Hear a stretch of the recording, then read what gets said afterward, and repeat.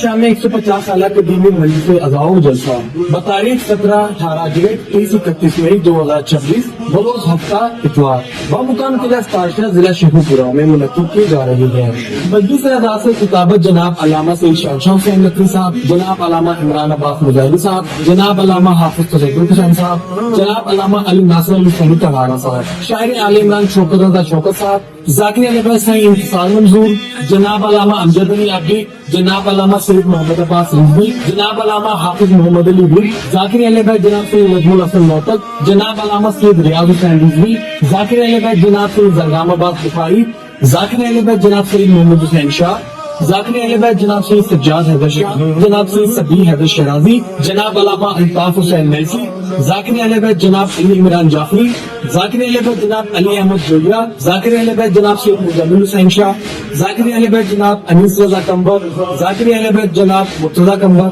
ذاکر علی بھائی جناب سید محمد غازی حیدر نقوی،